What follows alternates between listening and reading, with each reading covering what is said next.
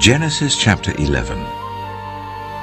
Now the whole world had one language and a common speech. As people moved eastward, they found a plain in Shinar and settled there. They said to each other, "Come, let's make bricks and bake them thoroughly." They used brick instead of stone and bitumen for mortar.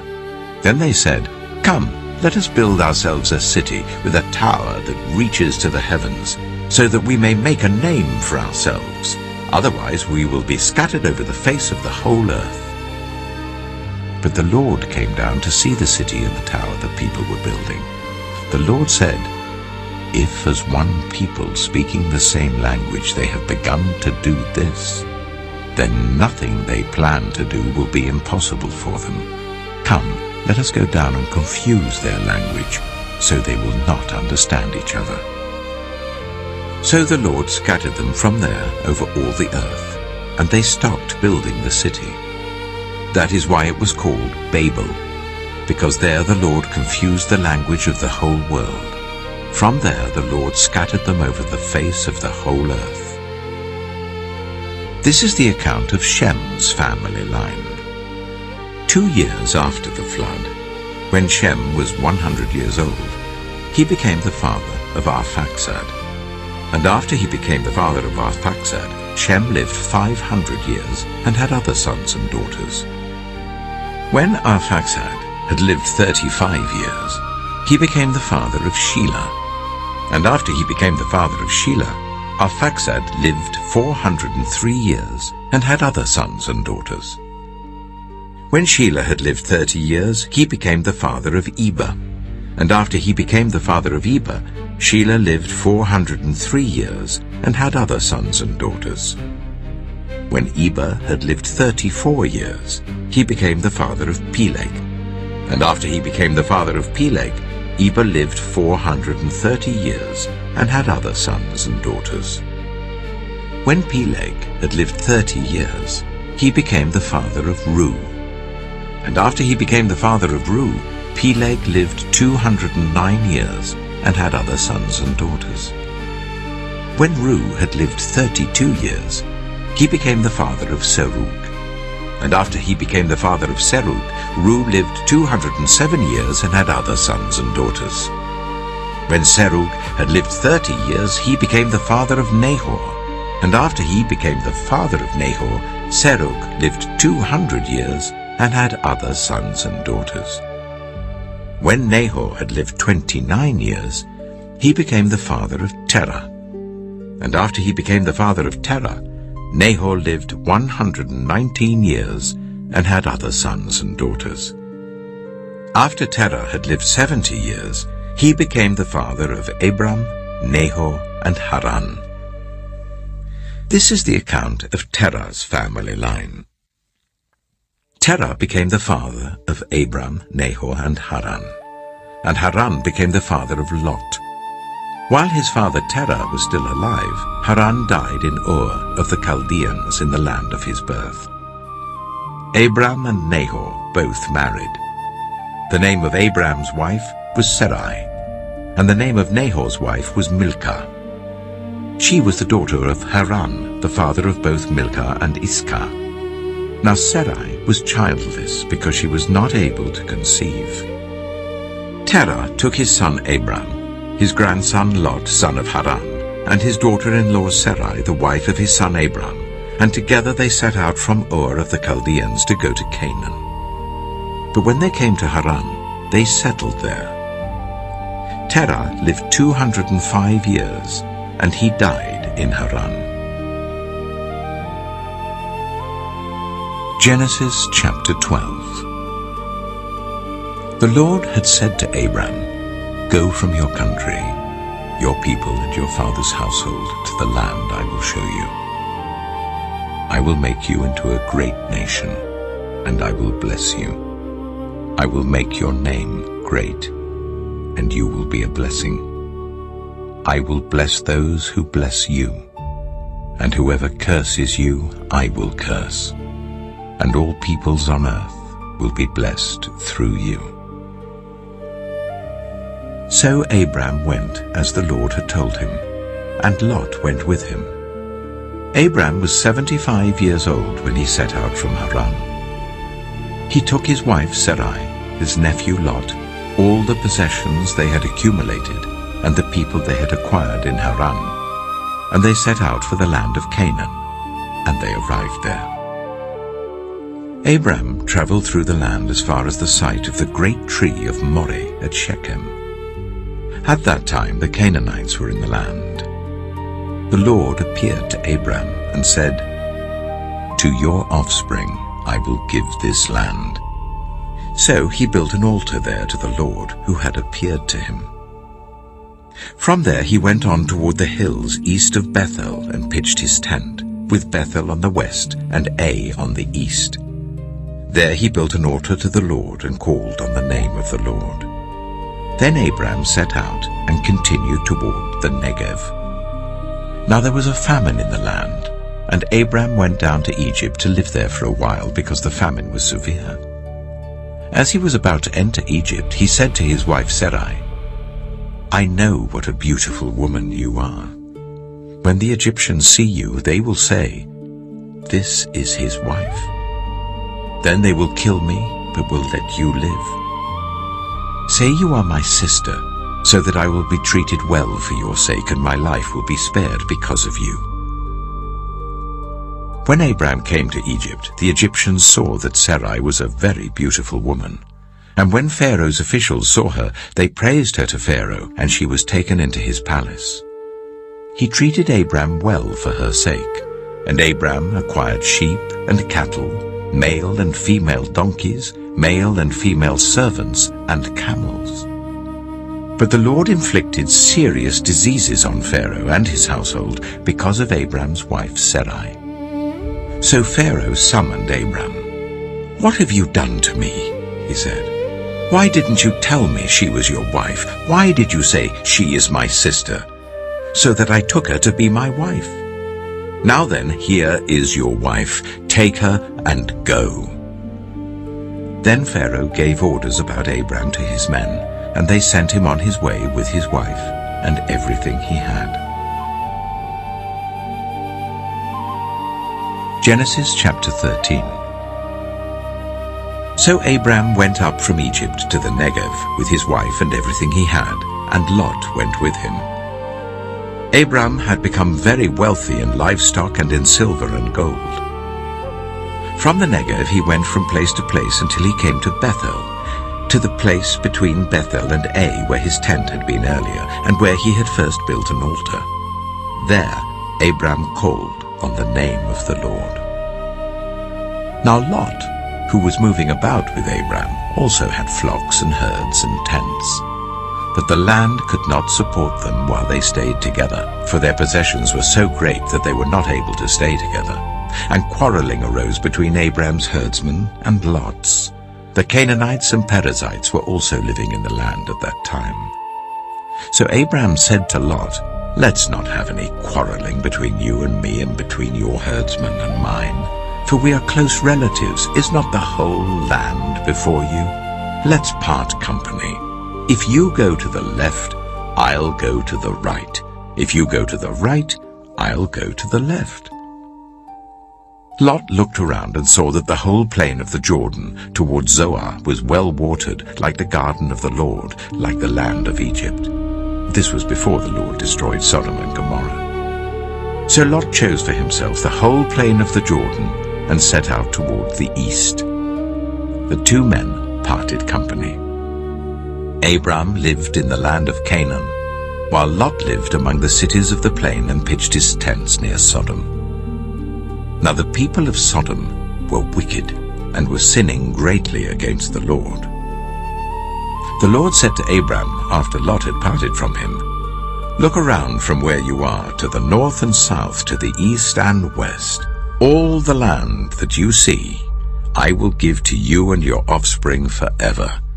I will make your offspring like the dust of the earth, so that if anyone could count the dust, then your offspring could be counted. Go, walk through the length and breadth of the land, for I am giving it to you." So Abram went to live near the great trees of Mamre at Hebron, where he pitched his tents. There he built an altar to the Lord. Genesis chapter 14. At the time when Amraphel was king of Shinar, Arioch, king of Elasar, Kedorlaomer, king of Elam, and Tidal, king of Goyim, these kings went to war against Bera, king of Sodom, Bersha, king of Gomorrah, Shinab, king of Admah, Shemeba, king of Zeboim, and the king of Bela, that is Zoar. All these latter kings joined forces in the valley of Siddim, that is the Dead Sea Valley. For 12 years they had been subject to Kedorlaomer, but in the 13th year they rebelled. In the 14th year, Kedorlaomer and the kings allied with him went out and defeated the Rephaites in Ashtaroth-Karnaim, the Zuzites in Ham, the Emites in Sheva, Kiriathaim, and the Horites in the hill country of Seir as far as El-Paran, near the desert. Then they turned back and went to En-Mishpat, that is Kadesh, and they conquered the whole territory of the Amalekites, as well as the Amorites who were living in Hazazon-Tamar. Then the king of Sodom, the king of Gomorrah, the king of Admah, the king of Zeboim, and the king of Bela, that is Zoar, marched out and drew up their battle lines in the valley of Siddim against Kedorlaomer, king of Elam, Tidal, king of Goim, Amraphel, king of Shinar, and Arioch, king of Elasar, 4 kings against 5. Now the valley of Siddim was full of tar pits. And when the kings of Sodom and Gomorrah fled, some of the men fell into them, and the rest fled to the hills. The 4 kings seized all the goods of Sodom and Gomorrah and all their food. Then they went away. They also carried off Abram's nephew, Lot, and his possessions, since he was living in Sodom. A man who had escaped came and reported this to Abram the Hebrew. Now Abram was living near the great trees of Mamre the Amorite, a brother of Eshcol and Ane, all of whom were allied with Abram. When Abram heard that his relative had been taken captive, he called out 318 trained men born in his household, and went in pursuit as far as Dan. During the night, Abram divided his men to attack them, and he routed them, pursuing them as far as Hobah, north of Damascus. He recovered all the goods and brought back his relative Lot and his possessions, together with the women and the other people. After Abram returned from defeating Kedorlaomer and the kings allied with him, the king of Sodom came out to meet him in the valley of Shaveh, that is the king's valley. Then Melchizedek, king of Salem, brought out bread and wine. He was priest of God Most High, and he blessed Abram, saying, "Blessed be Abram by God Most High, creator of heaven and earth. And praise be to God Most High, who delivered your enemies into your hand." Then Abram gave him 1/10 of everything. The king of Sodom said to Abram, "Give me the people and keep the goods for yourself."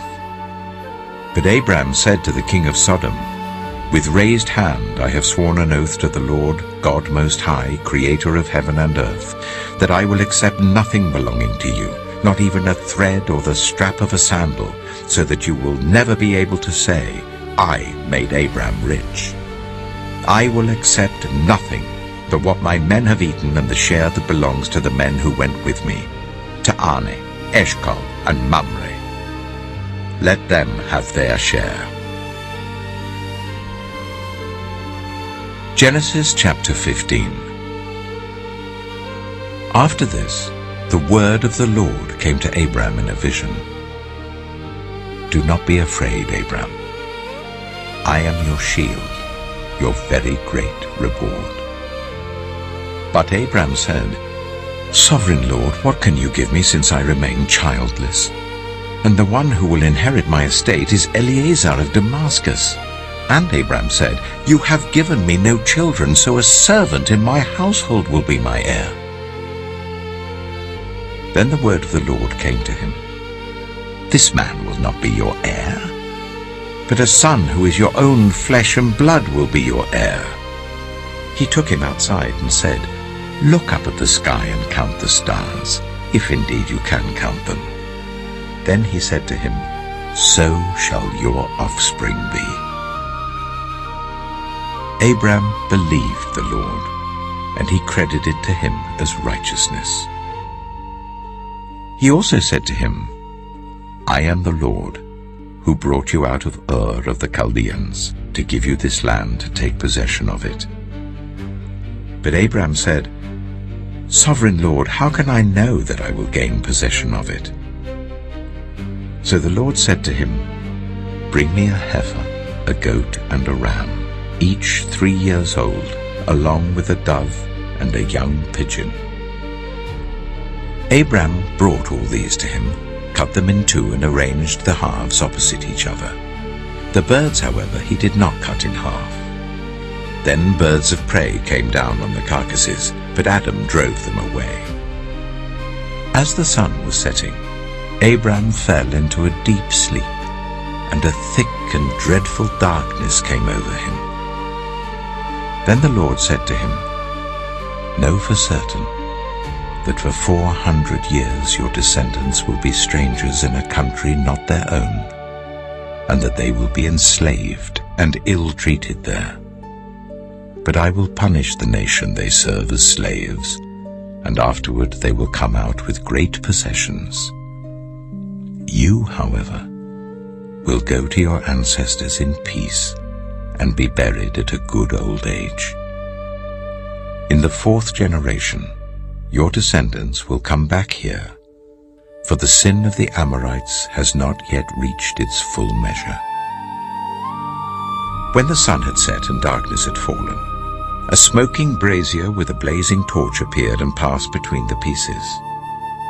On that day the Lord made a covenant with Abram and said, To your descendants I give this land, from the Wadi of Egypt to the great river, the Euphrates, the land of the Kenites, Kenizzites, Kadmonites, Hittites, Perizzites, Rephaites, Amorites, Canaanites, Girgashites, and Jebusites.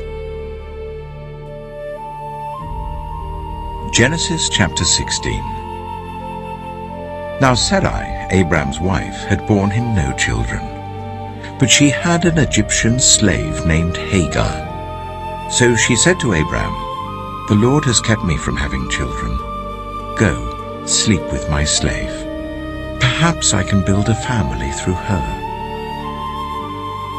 Abram agreed to what Sarai said. So after Abraham had been living in Canaan 10 years, Sarai his wife took her Egyptian slave Hagar and gave her to her husband to be his wife. He slept with Hagar, and she conceived. When she knew she was pregnant, she began to despise her mistress. Then Sarai said to Abram, You are responsible for the wrong I'm suffering. I put my slave in your arms, and now that she knows she is pregnant, she despises me. May the Lord judge between you and me.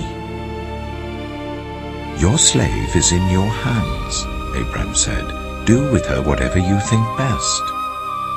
Then Sarai ill-treated Hagar, so she fled from her. The angel of the Lord found Hagar near a spring in the desert. It was the spring that is beside the road to Shur. And he said, Hagar, slave of Sarai, where have you come from and where are you going? I'm running away from my mistress Sarai, she answered. Then the angel of the Lord told her, Go back to your mistress and submit to her. The angel added, I will increase your descendants so much that they will be too numerous to count. The angel of the Lord also said to her, You are now pregnant, and you will give birth to a son. You shall name him Ishmael, for the Lord has heard of your misery. He will be a wild donkey of a man. His hand will be against everyone, and everyone's hand against him, and he will live in hostility towards all his brothers. She gave this name to the Lord who spoke to her. "You are the God who sees me." For she said, "I have now seen the one who sees me." That is why the well was called Beer Lahai-roi. It is still there between Kadesh and Bered. So Hagar bore Abram a son, and Abram gave the name Ishmael to the son she had borne. Abram was 86 years old when Hagar bore him Ishmael. Genesis chapter 17. When Abram was 99 years old, the Lord appeared to him and said, "I am God Almighty. Walk before me faithfully and be blameless. Then I will make my covenant between me and you, and will greatly increase your numbers." Abram fell face down, and God said to him, "As for me, this is my covenant with you. You will be the father of many nations. No longer will you be called Abram. Your name will be Abraham. For I have made you a father of many nations. I will make you very fruitful. I will make nations of you, and kings will come from you. I will establish my covenant as an everlasting covenant between me and you and your descendants after you for the generations to come, to be your God and the God of your descendants after you. The whole land of Canaan, where you now reside as a foreigner, I will give as an everlasting possession to you and your descendants after you, and I will be their God." Then God said to Abraham, "As for you, you must keep my covenant, you and your descendants after you for the generations to come. This is my covenant with you and your descendants after you, the covenant you are to keep. Every male among you shall be circumcised. You are to undergo circumcision, and it will be the sign of the covenant between me and you. For the generations to come, every male among you who is 8 days old must be circumcised, including those born in your household or bought with money from a foreigner. Those who are not your offspring, whether born in your household or bought with your money, they must be circumcised. My covenant in your flesh is to be an everlasting covenant. Any uncircumcised male who has not been circumcised in the flesh will be cut off from his people. He has broken my covenant." God also said to Abraham, "As for Sarai, your wife, you are no longer to call her Sarai. Her name will be Sarah. I will bless her and will surely give you a son by her. I will bless her, so she will be the mother of nations. Kings of peoples will come from her." Abraham fell face down. He laughed and said to himself, "Will a son be born to a man 100 years old? Will Sarah bear a child at the age of 90? And Abraham said to God, "If only Ishmael might live under your blessing." Then God said, "Yes, but your wife Sarah will bear you a son, and you will call him Isaac. I will establish my covenant with him as an everlasting covenant for his descendants after him. And as for Ishmael, I have heard you. I will surely bless him. I will make him fruitful and will greatly increase his numbers. He will be the father of 12 rulers, and I will make him into a great nation. But my covenant I will establish with Isaac, whom Sarah will bear to you by this time next year." When he had finished speaking with Abraham, God went up from him. On that very day, Abraham took his son Ishmael, and all those born in his household or bought with his money, every male in his household, and circumcised them as God told him. Abraham was 99 years old when he was circumcised, and his son Ishmael was 13. Abraham and his son Ishmael were both circumcised on that very day. And every male in Abraham's household, including those born in his household or bought from a foreigner, was circumcised with him. Genesis chapter 18. The Lord appeared to Abraham near the great trees of Mamre, while he was sitting at the entrance to his tent in the heat of the day. Abraham looked up and saw 3 men standing nearby. When he saw them, he hurried from the entrance of his tent to meet them and bowed low to the ground. He said, "If I have found favor in your eyes, my Lord, do not pass your servant by. Let a little water be brought, and then you may all wash your feet and rest under this tree. Let me get you something to eat, so you can be refreshed and then go on your way, now that you have come to your servant." "Very well," they answered. "Do as you say." So Abraham hurried into the tent to Sarah. "Quick," he said, "get 3 seahs of the finest flour and knead it and bake some bread." Then he ran to the herd and selected a choice tender calf and gave it to a servant who hurried to prepare it. He then brought some curds and milk and the calf that had been prepared and set these before them. While they ate, he stood near them under a tree. "Where is your wife Sarah?" they asked him. "There in the tent," he said.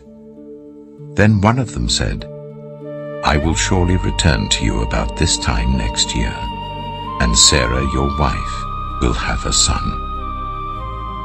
Now Sarah was listening at the entrance to the tent, which was behind him. Abraham and Sarah were already very old, and Sarah was past the age of childbearing. So Sarah laughed to herself as she thought, "After I'm worn out and my Lord is old, will I now have this pleasure?" Then the Lord said to Abraham, "Why did Sarah laugh and say, 'Will I really have a child now that I am old?' Is anything too hard for the Lord? I will return to you at the appointed time next year, and Sarah will have a son." Sarah was afraid, so she lied and said, "I did not laugh." But he said, "Yes, you did laugh." When the men got up to leave, they looked down towards Sodom, and Abraham walked along with them to see them on their way. Then the Lord said, "Shall I hide from Abraham what I am about to do? Abraham will surely become a great and powerful nation, and all nations on earth will be blessed through him, for I have chosen him so that he will direct his children and his household after him, to keep the way of the Lord by doing what is right and just, so that the Lord will bring about for Abraham what he has promised him." Then the Lord said, "The outcry against Sodom and Gomorrah is so great, and their sin so grievous, that I will go down and see if what they have done is as bad as the outcry that has reached me. If not, I will know." The men turned away and went towards Sodom, but Abraham remained standing before the Lord. Then Abraham approached him and said, "Will you sweep away the righteous with the wicked? What if there are 50 righteous people in the city? Will you really sweep it away and not spare the place for the sake of the 50 righteous people in it? Far be it from you to do such a thing, to kill the righteous with the wicked, treating the righteous and the wicked alike? Far be it from you. Will not the judge of all the earth do right?" The Lord said, "If I find 50 righteous people in the city of Sodom, I will spare the whole place for their sake." Then Abraham spoke up again, "Now that I have been so bold as to speak to the Lord, though I am nothing but dust and ashes, What if the number of the righteous is 5 less than 50? Will you destroy the whole city for lack of 5 people? If I find 45 there, he said, I will not destroy it. Once again he spoke to him. What if only 40 are found there? He said, for the sake of 40, I will not do it. Then he said, may the Lord not be angry, but let me speak. What if only 30 can be found there? He answered, I will not do it if I find 30 there. Abraham said, oh, now that I have been so bold as to speak to the Lord, what if only 20 can be found there? He said, for the sake of 20, I will not destroy it. Then he said, may the Lord not be angry, but let me speak just once more. What if only 10 can be found there? He answered, for the sake of 10, I will not destroy it. When the Lord had finished speaking with Abraham, he left, and Abraham returned home. Genesis chapter 19. The 2 angels arrived at Sodom in the evening, and Lot was sitting in the gateway of the city.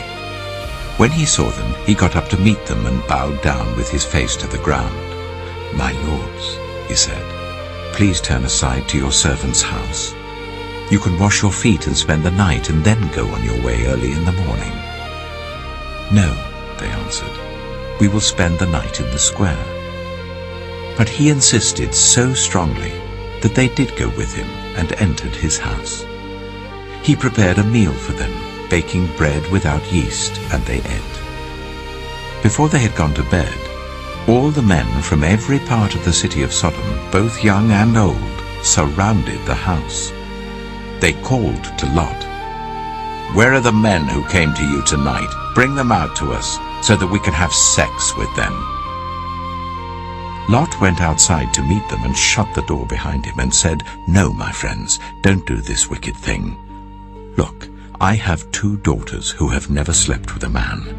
Let me bring them out to you, and you can do what you like with them, but don't do anything to these men, for they have come under the protection of my roof.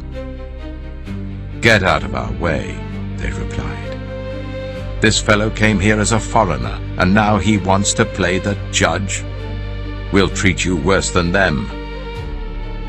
They kept bringing pressure on Lot and moved forward to break down the door. But the men inside reached out and pulled Lot back into the house and shut the door.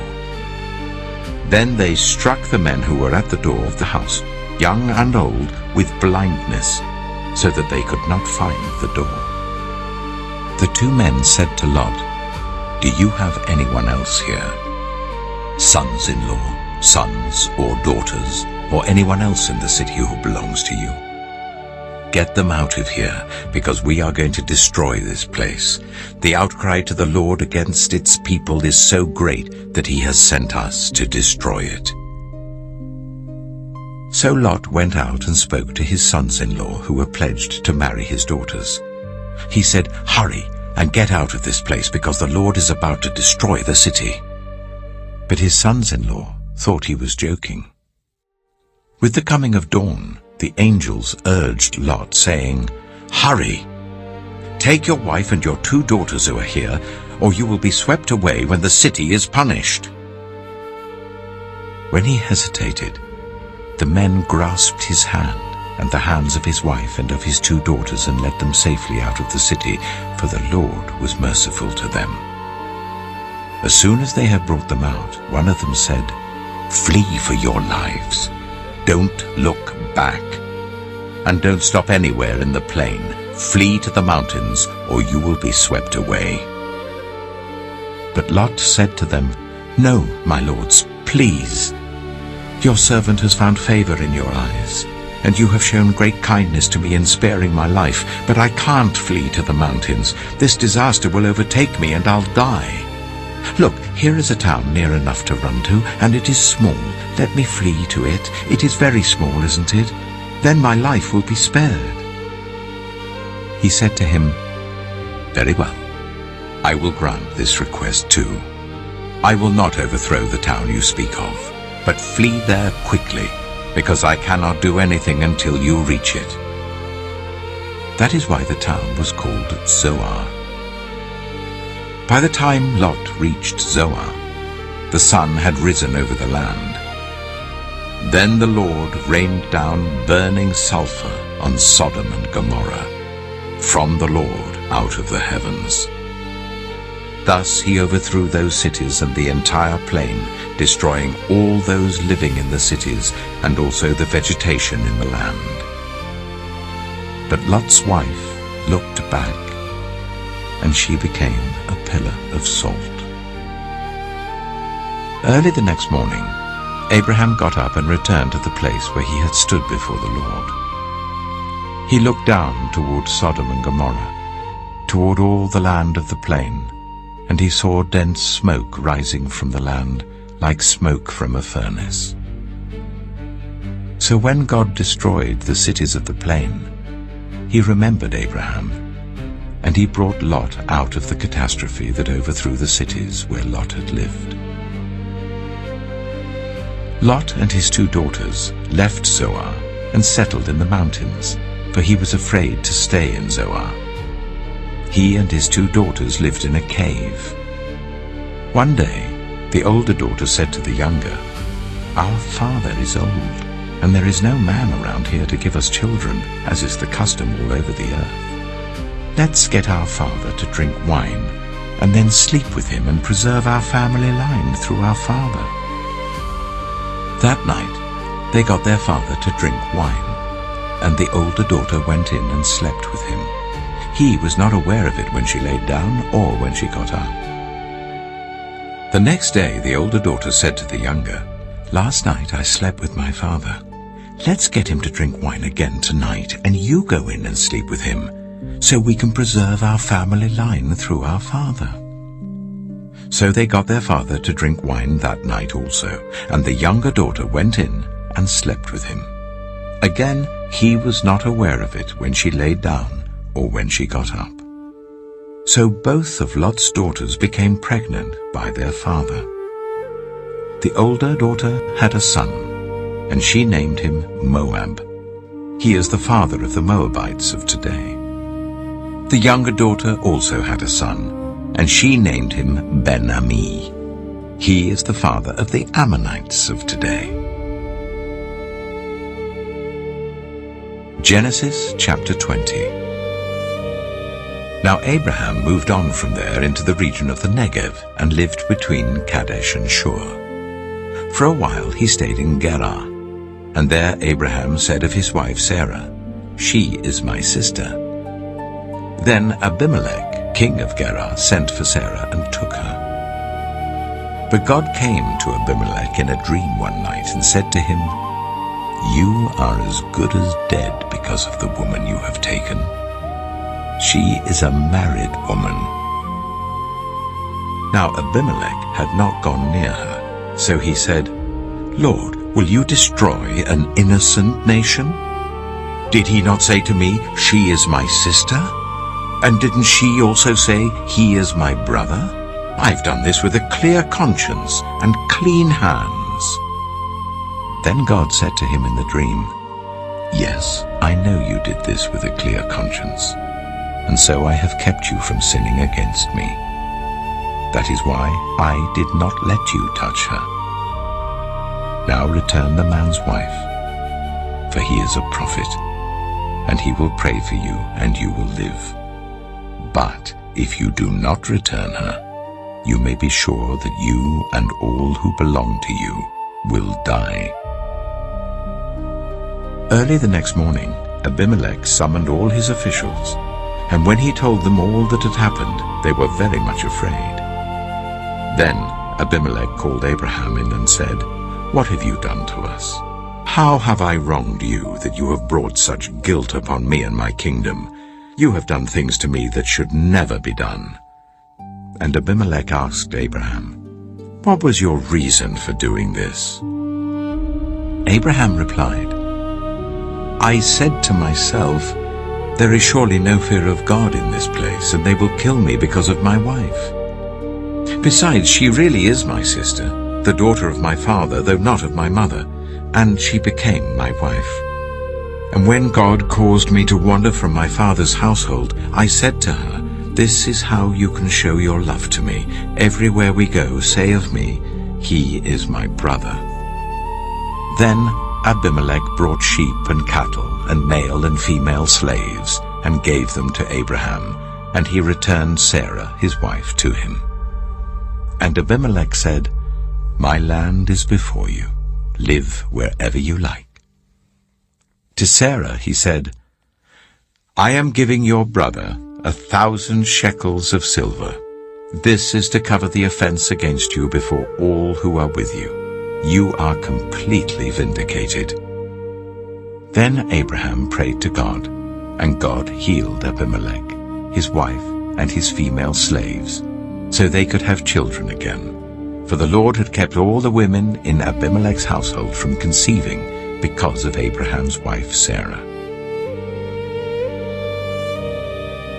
Genesis chapter 21. Now the Lord was gracious to Sarah, as he had said, and the Lord did for Sarah what he had promised. Sarah became pregnant and bore a son to Abraham in his old age, at the very time God had promised him. Abraham gave the name Isaac to the son Sarah bore him. When his son Isaac was 8 days old, Abraham circumcised him as God commanded him. Abraham was 100 years old when his son Isaac was born to him. Sarah said, "God has brought me laughter, and everyone who hears about this will laugh with me." And she added, "Who would have said to Abraham that Sarah would nurse children? Yet I have borne him a son in his old age." The child grew and was weaned, and on the day Isaac was weaned, Abraham held a great feast.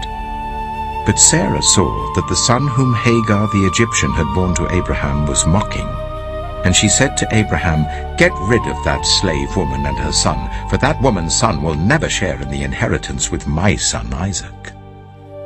The matter distressed Abraham greatly because it concerned his son. But God said to him, "Do not be so distressed about the boy and your slave woman. Listen to whatever Sarah tells you, because it is through Isaac that your offspring will be reckoned. I will make the son of the slave into a nation also, because he is your offspring." Early the next morning, Abraham took some food and a skin of water and gave them to Hagar. He set them on her shoulders and then sent her off with the boy. She went on her way and wandered in the desert of Beersheba. When the water in the skin was gone, she put the boy under one of the bushes. Then she went off and sat down about a bow shot away, for she thought, "I cannot watch the boy die." And as she sat there, she began to sob. God heard the boy crying. And the angel of God called to Hagar from heaven and said to her, "What is the matter, Hagar? Do not be afraid. God has heard the boy crying as he lies there. Lift the boy up and take him by the hand, for I will make him into a great nation." Then God opened her eyes, and she saw a well of water. So she went and filled the skin with water and gave the boy a drink. God was with the boy as he grew up. He lived in the desert and became an archer. While he was living in the desert of Paran, his mother got a wife for him from Egypt.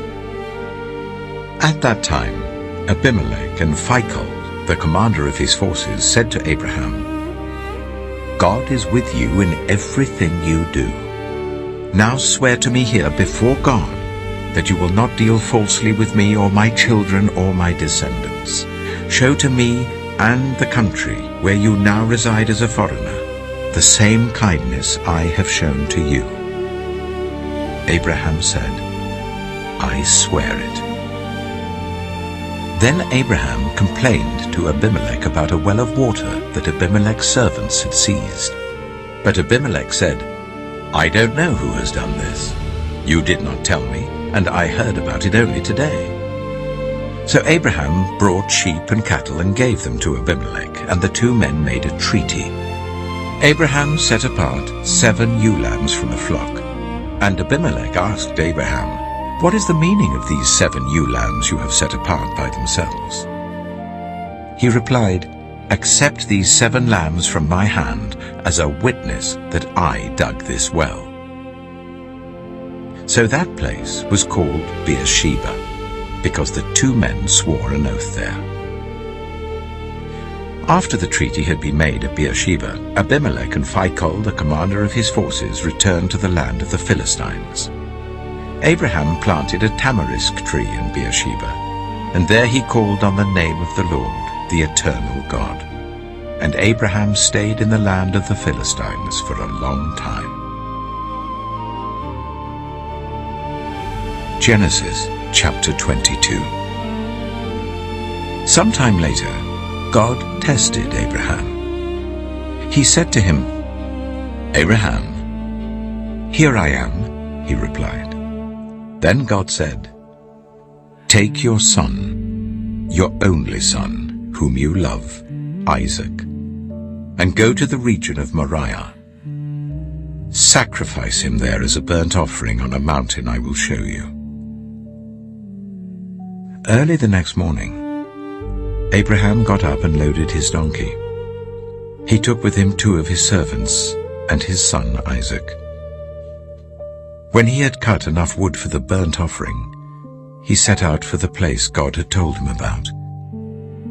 On the 3rd day, Abraham looked up and saw the place in the distance. He said to his servants, "Stay here with the donkey while I and the boy go over there. We will worship, and then we will come back to you." Abraham took the wood for the burnt offering and placed it on his son Isaac, and he himself carried the fire and the knife. As the 2 of them went on together, Isaac spoke up and said to his father Abraham, "Father?" "Yes, my son," Abraham replied. "The fire and wood are here," Isaac said. "But where is the lamb for the burnt offering?" Abraham answered, "God himself will provide the lamb for the burnt offering, my son." And the 2 of them went on together. When they reached the place God had told him about, Abraham built an altar there and arranged the wood on it. He bound his son Isaac and laid him on the altar on top of the wood. Then he reached out his hand and took the knife to slay his son. But the angel of the Lord called out to him from heaven, "Abraham! Abraham!" "Here I am," he replied. "Do not lay a hand on the boy," he said. "Do not do anything to him. Now I know that you fear God, because you have not withheld from me your son, your only son." Abraham looked up, and there in the thicket he saw a ram caught by its horns. He went over and took the ram and sacrificed it as a burnt offering instead of his son. So Abraham called that place, "The Lord will provide," and to this day it is said, "On the mountain of the Lord it will be provided." The angel of the Lord called to Abraham from heaven a second time and said, "I swear by myself, declares the Lord, that because you have done this and have not withheld your son, your only son, I will surely bless you and make your descendants as numerous as the stars in the sky and as the sand on the seashore. Your descendants will take possession of the cities of their enemies, and through your offspring all nations on earth will be blessed, because you have obeyed me." Then Abraham returned to his servants, and they set off together for Beersheba. And Abraham stayed in Beersheba. Sometime later, Abraham was told, "Milcah is also a mother. she has borne sons to your brother Nahor. Uz the firstborn, Buz his brother, Kemuel the father of Aram, Kesed, Hazo, Pildash, Jiplaf, and Bethuel. Bethuel became the father of Rebekah. Milcah bore these 8 sons to Abraham's brother Nahor. His concubine, whose name was Rumah, also had sons, Teba, Gaham, Tahash, and Maacah. Genesis chapter 23. Sarah lived to be 127 years old. She died at Kiriath Arba, that is Hebron, in the land of Canaan. And Abraham went to mourn for Sarah and to weep over her. Then Abraham rose from beside his dead wife and spoke to the Hittites. He said, I am a foreigner and stranger among you. Sell me some property for a burial site here, so I can bury my dead. The Hittites replied to Abraham, Sir, listen to us. You are a mighty prince among us. Bury your dead in the choicest of our tombs. None of us will refuse you his tomb for burying your dead. Then Abraham rose and bowed down before the people of the land, the Hittites. He said to them, If you are willing to let me bury my dead, then listen to me and intercede with Ephron, son of Zohar, on my behalf. So he will sell me the cave of Machpelah, which belongs to him and is at the end of his field. Ask him to sell it to me for the full price as a burial site among you. Ephron the Hittite was sitting among his people, and he replied to Abraham in the hearing of all the Hittites who had come to the gates of his city. No, my lord, he said, listen to me. I give you the field, and I give you the cave that is in it. I give it to you in the presence of my people. Bury your dead. Again Abraham bowed down before the people of the land, and he said to Ephron in their hearing, Listen to me. If you will, I will pay the price of the field. Accept it from me, so I can bury my dead there. Ephron answered Abraham, Listen to me, my lord. The land is worth 400 shekels of silver. But what is that between you and me? Bury your dead. Abraham agreed to Ephron's terms and weighed out for him the price he had named in the hearing of the Hittites, 400 shekels of silver, according to the weight current among the merchants. So Ephron's field in Machpelah, near Mamre, both the field and the cave in it, and all the trees within the borders of the field, was legally made over to Abraham as his property in the presence of all the Hittites who had come to the gate of the city. Afterwards, Abraham buried his wife Sarah in the cave in the field of Machpelah near Mamre, which is at Hebron, in the land of Canaan. So the field and the cave in it were legally made over to Abraham by the Hittites as a burial site. Genesis chapter 24. Abraham was now very old, and the Lord had blessed him in every way. He said to the senior servant in his household, the one in charge of all that he had, Put your hand under my thigh. I want you to swear by the Lord, the God of heaven and the God of earth, that you will not get a wife for my son from the daughters of the Canaanites, among whom I am living, but will go to my country and my own relatives and get a wife for my son Isaac. The servant asked him, What if the woman is unwilling to come back with me to this land? Shall I then take your son back to the country you came from? Make sure that you do not take my son back there, Abraham said. The Lord, the God of heaven, who brought me out of my father's household and my native land, and who spoke to me and promised me on oath, saying, To your offspring I will give this land, he will send his angel before you, so that you can get a wife for my son from there. If the woman is unwilling to come back with you, then you will be released from this oath of mine. Only do not take my son back there. So the servant put his hand under the thigh of his master Abraham, and swore an oath to him concerning this matter. Then the servant left, taking with him 10 of his master's camels, loaded with all kinds of good things from his master. He set out for Aram Naharaim, and made his way to the town of Nahor. He made the camels kneel down near the well outside the town. It was toward evening, the time the women go out to draw water. Then he prayed, "Lord, God of my master Abraham, make me successful today and show kindness to my master Abraham.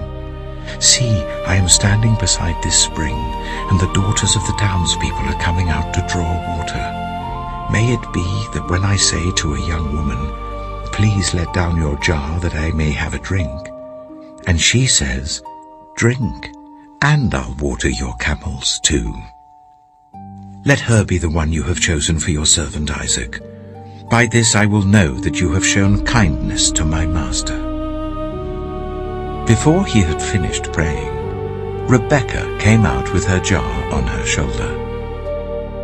She was the daughter of Bethuel, son of Milcah, who was the wife of Abraham's brother Nahor. The woman was very beautiful, a virgin. No man had ever slept with her. She went down to the spring, filled her jar, and came up again. The servant hurried to meet her and said, "Oh, please, give me a little water from your jar." "Drink, my lord," she said, and quickly lowered the jar to her hands and gave him a drink. After she had given him a drink, she said, "I'll draw water for your camels too until they've had enough to drink." So she quickly emptied her jar into the trough, ran back to the well to draw more water, and drew enough for all his camels. Without saying a word, the man watched her closely to learn whether or not the Lord had made his journey successful. When the camels had finished drinking, the man took out a gold nose ring weighing a beaker and 2 gold bracelets weighing 10 shekels. Then he asked, "Whose daughter are you? Please tell me, is there room in your father's house for us to spend the night?" She answered him, "I am the daughter of Bethuel, the son that Milcah bore to Nahor." And she added, "We have plenty of straw and fodder, as well as room for you to spend the night." Then the man bowed down and worshipped the Lord, saying, "Praise be to the Lord, the God of my master Abraham, who has not abandoned his kindness and faithfulness to my master. As for me, the Lord has led me on the journey to the house of my master's relatives." The young woman ran and told her mother's household about these things. Now Rebekah had a brother named Laban, and he hurried out to the man at the spring. As soon as he had seen the nose ring and the bracelets on his sister's arms, and had heard Rebekah tell what the man had said to her, he went out to the man and found him standing by the camels near the spring. "Come, you who are blessed by the Lord," he said. "Why are you standing out here? I have prepared the house and a place for the camels." So the man went to the house, and the camels were unloaded. Straw and fodder were brought for the camels, and water for him and his men to wash their feet. Then food was set before him. But he said, "I will not eat until I have told you what I have to say." "Then tell us," Laban said. So he said, "I am Abraham's servant. The Lord has blessed my master abundantly, and he has become wealthy. He has given him sheep and cattle, silver and gold, male and female servants, and camels and donkeys. My master's wife, Sarah, has borne him a son in her old age, and he has given him everything he owns. And my master made me swear an oath, and said, 'You must not get a wife for my son from the daughters of the Canaanites in whose land I live, but go to my father's family, to my own clan, and get a wife for my son.' Then I asked my master, 'What if the woman will not come back with me?' He replied, 'The Lord before whom I have walked faithfully will send his angel with you and make your journey a success, so that you can get a wife for my son from my own clan and from my father's family. You will be released from my oath if, when you go to my clan, they refuse to give her to you. Then you will be released from my oath. When I came to the spring today, I said, Lord God of my master Abraham, if you will, please grant success to the journey on which I have come. See, I am standing beside this spring. If a young woman comes out to draw water, and I say to her, please let me drink a little water from your jar, and if she says to me, drink, and I'll draw water for your camels too, let her be the one the Lord has chosen for my master's son. Before I finished praying in my heart, Rebekah came out with her jar on her shoulder. She went down to the spring and drew water, and I said to her, please give me a drink. She quickly lowered her jar from her shoulder and said, drink, and I'll water your camels too. So I drank, and she watered the camels also. I asked her, whose daughter are you? She said, the daughter of Bethuel, son of Nahor, whom Milcah bore to him. Then I put the ring in her nose and the bracelets on her arms, and I bowed down and worshipped the Lord. I praised the Lord, the God of my master Abraham, who had led me on the right road to get the granddaughter of my master's brother for his son.